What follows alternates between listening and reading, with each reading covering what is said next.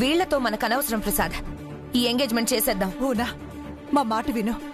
దీపు జీవితం నాశనం అయిపోతుంది. దీపు నా కొడుకు. వాడి నిశ్చితార్థం, పెళ్లి అంతా నా ఇష్టం. మధ్యలో నీ జోక్యం అనవసరం అక్క. చూడాలనుకుంటే చూడు, ఇష్టం లేకపోతే గదిలోకి వెళ్ళిపో. హర్షబాబు, దివ్య, ఇది మీకు కూడా వర్తిస్తుంది. చెల్లెమ్మ, వాళ్ళకిష్టం లేకుండా ఈ నిశ్చితార్థం ఎందుకులే చెల్లెమ్మ? ఎవరికి ఇష్టం ఉన్నా లేకపోయినా ఈ ఎంగేజ్మెంట్ జరగాల్సిందే అన్నయ్య గారు.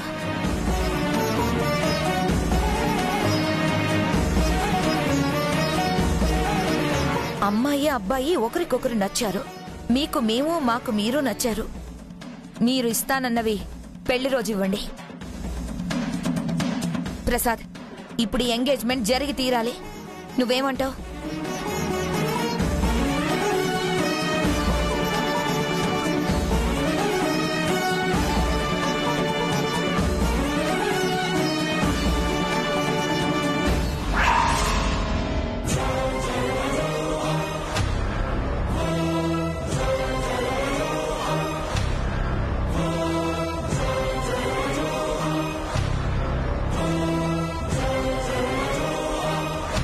పంతులు గారు, ఇక మీరు కానివ్వండి. అలాగే అమ్మా. హిరణ్యవర్ణాం హరిణీం సువర్ణరజత శ్రియాం చంద్రాం హిరణ్మయీం లక్ష్మీం జాత వేదో మమావహ తాం ఆవహ జాత వేదో లక్ష్మీం అనుపగామిని. అయ్యా, ఇరువురు తాంబూలాలు మార్చుకోండి. ముందుగా ఆడపెళ్లి వారు ఇవ్వండి అమ్మా. అలాగేనండి.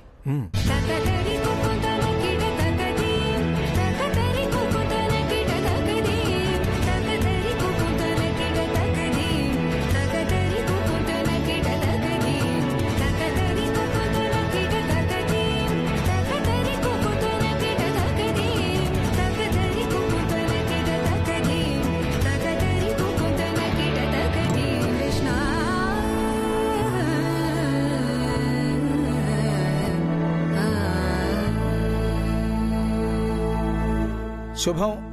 అయ్యా, అలాగే ఇప్పుడు వధూవరులు ఇద్దరు ఉంగరాలు మార్చుకోండి.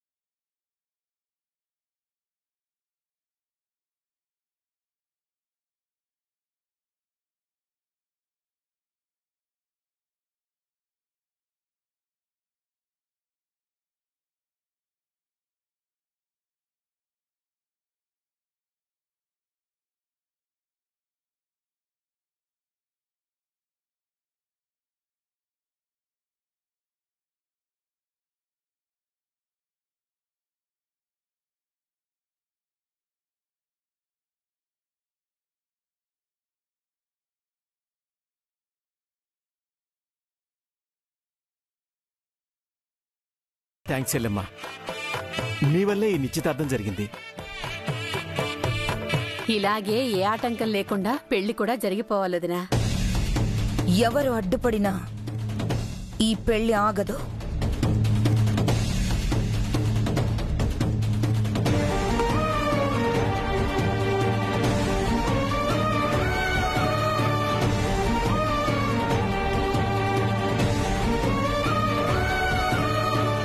అవునరా, ఇందాకే నా ఎంగేజ్మెంట్ అయింది. మా అంకుల్ వాళ్ళు మాకంటే చాలా రిచ్. సారీరా, ఎంగేజ్మెంట్కి నేను పిలవలేకపోయాను. దీపు బాబు, ఒక విషయం నీతో మాట్లాడాలి. సరేరా, నేను తర్వాత కాల్ చేస్తాను. ఏంటి? నీ మంచి కోరి చెప్తున్నాను నాన్న. ఆ అమ్మాయిని పెళ్లి చేసుకోవద్దు. వాళ్ళు మోసగాళ్ళు, డబ్బున్న వాళ్ళలా నటిస్తున్నారు. నీ జీవితం నాశనం అయిపోతుంది. నీకేమైనా పిచ్చా పెద్దమ్మా? నీకు అన్నయ్యకు వదినకు కుళ్ళుగా ఉంది కదూ. నాకు గొప్పింటి సంబంధం వచ్చిందని ఈర్షపడుతున్నారు కదూ. ఎవరికిరా ఈర్ష? ఎవరికిరా కుళ్ళు? నువ్వు బాగుపడితే చూసి సంతోషించే వాళ్లలో నేను మొదటిదానిరా. చెప్తుంటే అర్థం చేసుకోవేంటి? అటు భూన వింటలేదు, ఇటు నువ్వు వినడం లేదు. నా మీద అరుస్తున్నావేంటి? ఆయన ఎంగేజ్మెంట్ అయిపోయాక ఆమెను చేసుకోవద్దంటావేంటి? ఈ నిశ్చితార్థం కూడా ఆపాలనుకున్నాను. భూన పట్టు జరిపించింది. నీ జీవితం నాశనం అయిపోతుంటే నేను చూస్తూ ఊరుకోలేను. ఉండలేకపోతే చూడొద్దు. అయినా అసలు ఎవరు నువ్వు? నా కన్న తల్లివా? అవునరా, నీ కన్న తల్లినే.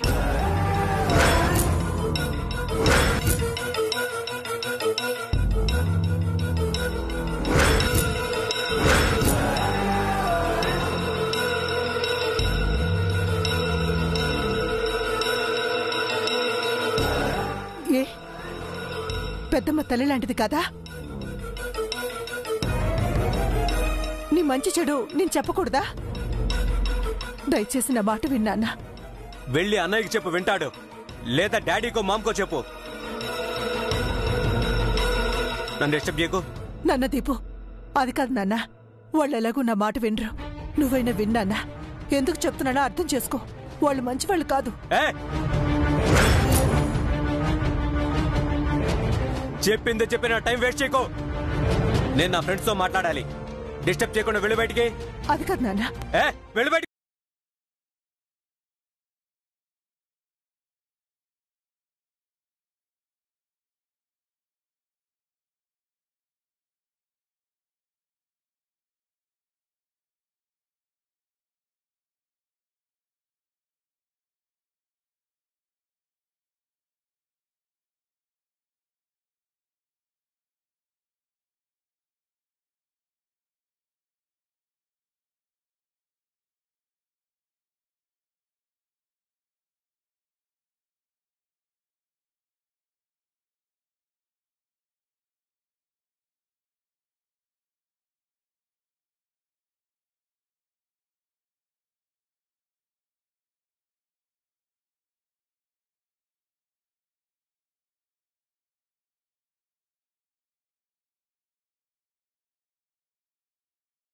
పెళ్లి జరగకుండా నేను ఆపేస్తాను. మీరేం వరీ అవ్వద్దు. నువ్వు నాకెంతో సాయం చేశావమ్మా. ఈ ఒక్క సాయం కూడా చెయ్యి. దీపును కాపాడు. వాడి జీవితం నాశనం కాకుండా చూడు. తప్పకుండా అత్తయ్య. ఆ విషయం నాకు వదిలేయండి. చిన్నత్తయ్య, దీపుల దగ్గర మీరు చులకన కాకండి. రండి.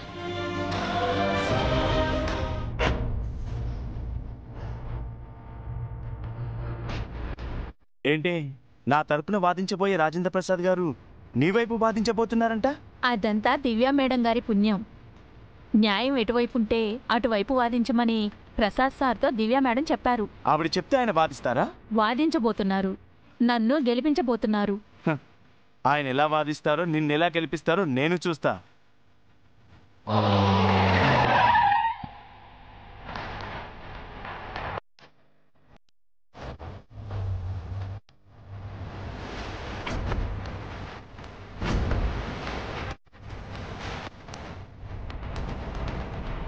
అటు చూడు, ఎప్పుడూ విడివిడిగా వచ్చే వాళ్ళు ఒకేసారి కలిసి వస్తున్నారు చూడు. కలిసిపోయిన వాళ్ళని ఎలా విడగొట్టాలో నాకు బాగా తెలుసు.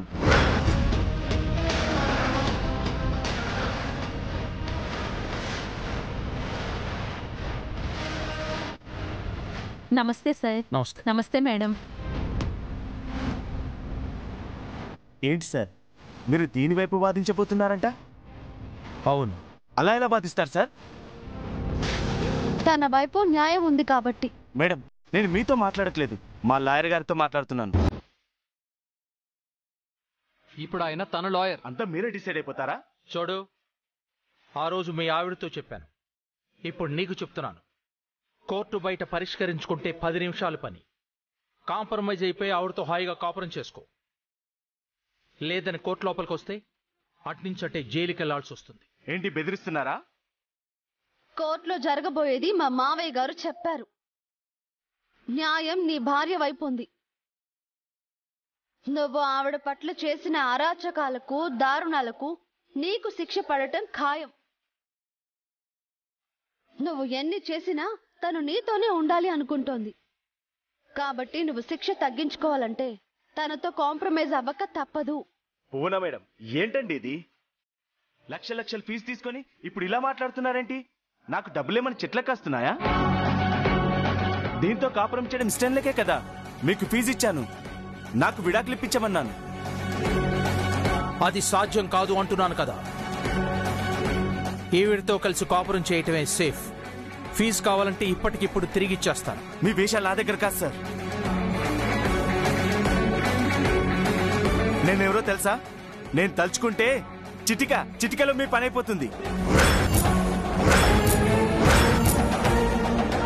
ఎరా మా నాన్నని బెదిరించేంత మొగోడు అయిపోయావరా నువ్వు? నువ్వు అసలు ఏం చేస్తావు నువ్వు? చిటికే చూద్దాం. చూస్తాను. హర్ష కొంచెం ఆగు. ఆపక నాన్న, ఇలాంటి వాడికి ఇలాగే బుద్ధి చెప్పాలి. ఇది కోర్టురా. ఈ విషయం జడ్జి గారికి తెలిస్తే మన పరువు పోతుంది. తీస్తాను సార్. పరువు అంటే మీకు ప్రాణం కదా, ఆ పరువే తీస్తాను. ఏంట్రా నువ్వు మా పరువు తీసేది?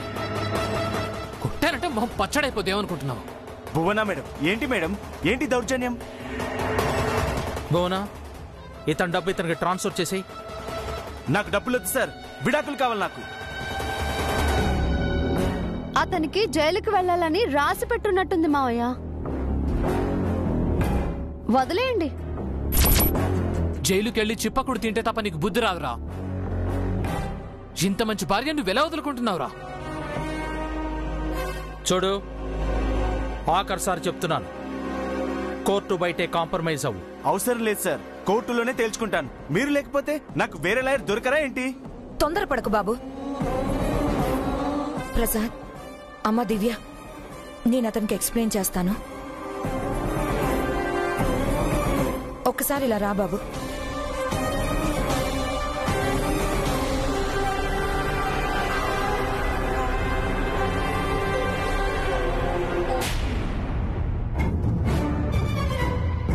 ఏంటి మేడం, అంతా మీరు చెప్పినట్టు చేశాను కదా. ఇప్పుడు మీ వారిలా చేయడం ఏమన్నా న్యాయంగా ఉందా? ఏం చేయమంటావయ్యా? కోడలి రూపంలో ఓ కొరివి దయ్యం నెత్తి మీదకెక్కి కూర్చుంది. దాని మాటలు ఆయన వింటున్నాడు. అది మీ ఇంటికొచ్చినప్పుడు దాన్ని చంపి పారేవయ్యా బాబు అంటే నువ్వు చేయలేకపోయావు. మీ కోడల మీద చెయ్యెత్తినందుకే మా ఆవిడ నన్ను చితక బాధింది. చావు తప్పి కన్ను లొట్టబోయింది.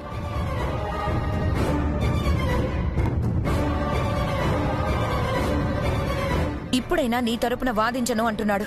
నీ డబ్బులు నీకు తిరిగిస్తాను అంటున్నాడు. నాకు విడాకులు కావాలి మేడం. మీరు డబ్బులు ఇచ్చినా నేను తీసుకోను. డబ్బులు తిరిగివ్వడం నాకు ఇష్టం లేదు. నువ్వు ఒక పని చెయ్యి. ఏం చేయమంటారు? మా ఆయన కోర్టుకొచ్చి మీ ఆవిడ తరపున వాదించడం అంటూ జరిగిందో నీకు విడాకులు రావు. నీ చేతులకి సంకెళ్ళు పడతాయి. అంటే కోర్టు పెట్టే నన్ను కాంప్రమైజ్ కమ్మంటారా? లేదు, మా ఆయన్ని కోర్టు లోపలికి రాకుండా చూడు. ఆయన కోర్టుకొస్తే నువ్వు జైలుకు పోతావు. ఆయన్ని నేనెలా ఆపగలను మేడం? ఇందాక మీరే చూశారు కదా, ఆయన ఒక్క మాట అన్నందుకు మీ అబ్బాయి హర్ష నా పైనకి వచ్చేశారు. నువ్వేం చేస్తావో తెలీదు. ఆయన్ని కోర్టులోకి రాకుండా ఆపు. నీకు విడాకులొచ్చేలాగా నేను చూస్తాను. నీకు బ్యాక్గ్రౌండ్ ఉందన్నావు కదా, అది ఉపయోగించు. అలా అని ఆయనకేం కాకూడదు. కర్ర విరక్కూడదు, పాము చావకూడదు. అర్థమైందా? ఇదే నేను నీకు చేసే సాయం.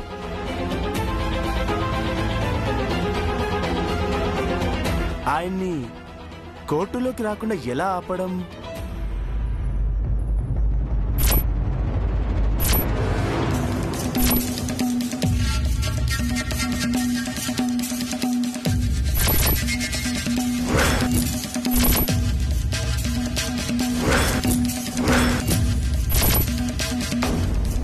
ఒకవేళ నేను ఓడిపోతే ఈ స్ప్రే ఆ బండదాని కళ్ళల్లో కొట్టి వెళ్ళిపోదామని తెచ్చాను. ఇప్పుడు ఈ స్ప్రేని ఆ లారీ కళ్ళల్లో కొడితే? మావయ్య, చాలా థ్యాంక్స్. నాకిచ్చిన మాట కోసం మీరు ఈ కేసుని వాదించబోతున్నారు. అలాగే అతను మీకు ఇచ్చిన ఫీజుని కూడా తిరిగి ఇచ్చేయడానికి సిద్ధపడ్డారు. చాలా థ్యాంక్స్ మావయ్య. దీనికి థ్యాంక్స్ ఎందుకమ్మా? నువ్వు దీపుని సేవ్ చేశావు, అంతకంటే పెద్ద సహాయం ఇది. చూడండి, మీరు ఫీల్ అయినా పర్లేదండి. మీలాంటి మంచి వైఫ్ని బాధ పెట్టినందుకు మీ హస్బెండ్కి జైలు శిక్ష పడాల్సిందే. అరే, ఇంత జరిగినా కూడా కనీసం గిల్ట్ కూడా ఫీల్ అవ్వట్లేదు. ఆయనకి శిక్ష పడాలని నేను కోరుకోవట్లేదు సార్. ఆయన మనసు మారి నాతో ఉండాలని ఆశపడుతున్నాను. అది జరగదు.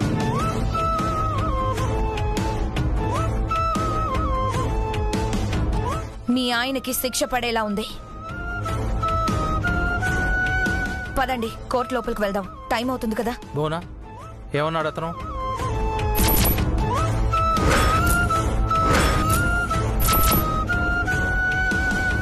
నేనెంత నచ్చ చెప్పినా వినలేదు ప్రసాద్. కోర్టు బయట కాంప్రమైజ్ కాడట, డబ్బులు కూడా వద్దంట, విడాకులే కావాలి అంటున్నాడు.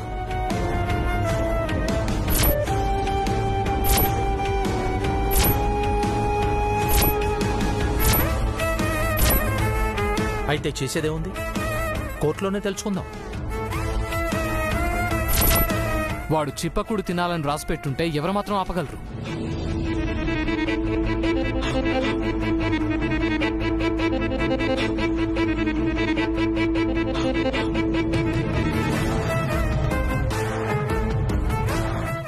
బాధపడొద్దమ్మా. మీ ఆశ నెరవేరే వీలుంటే తీర్పు అలాగే వచ్చేలా చేద్దాం. దయచేసి మీరు ఏడవకండి.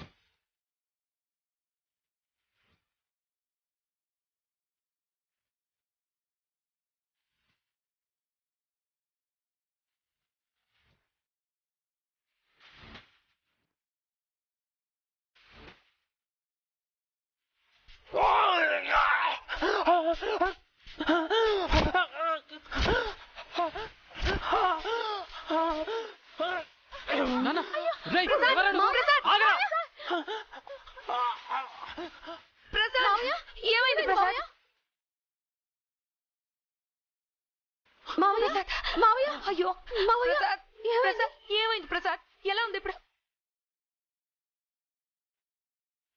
ఒక్కసారి కళ్ళు తెరువు ప్రసాద్. ఇప్పుడు ఎలా ఉంది మామయ్య? ప్రసాద్ అయ్యో అయ్యో ప్రసాద్, కళ్ళు తుడుచుకో. అయ్యో ప్రసాద్, మంట మంట తగ్గట్లేదు బోనా. హర్ష బాబు, త్వరగా నీళ్లు తీసుకురా. వాటర్. హర్ష బాబు, ఏమండి, వాటర్ తొందరగా తీసుకురండి.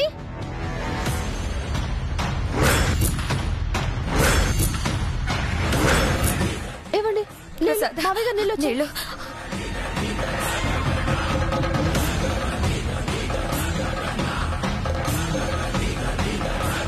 కళ్ళు తుడుచుకో.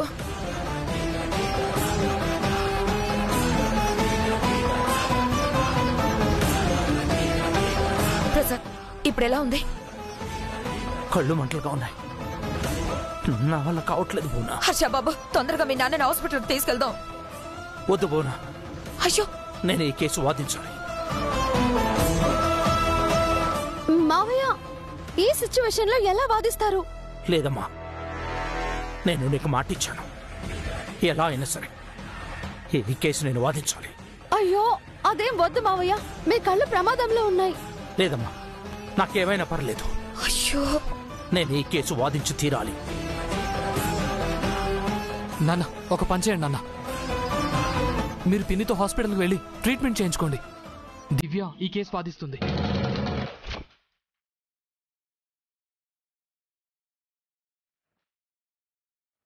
తనెలా వాదిస్తుంది హర్ష బాబు? ఈ కేసుకి మీ నాన్నగారు కదా లాయర్. నాన్న తరపున దివ్య వాదిస్తుంది పిన్ని.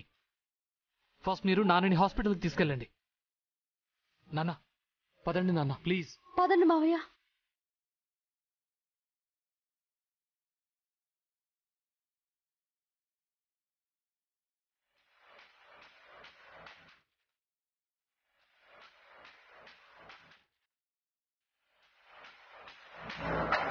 మావయ్య గారు, మీరు కంగారు పడకండి. ఈ కేసుని నేను ఎలాగైనా వాదించి గెలిపిస్తాను.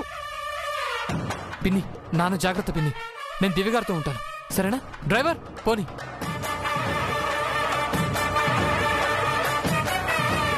మేడం, ఈ పరిస్థితుల్లో సార్ ఎలా వాదిస్తాడు మేడం?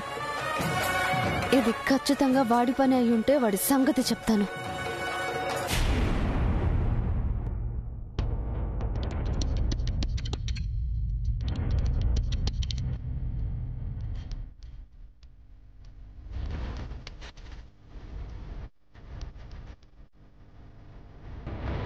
Take your seat.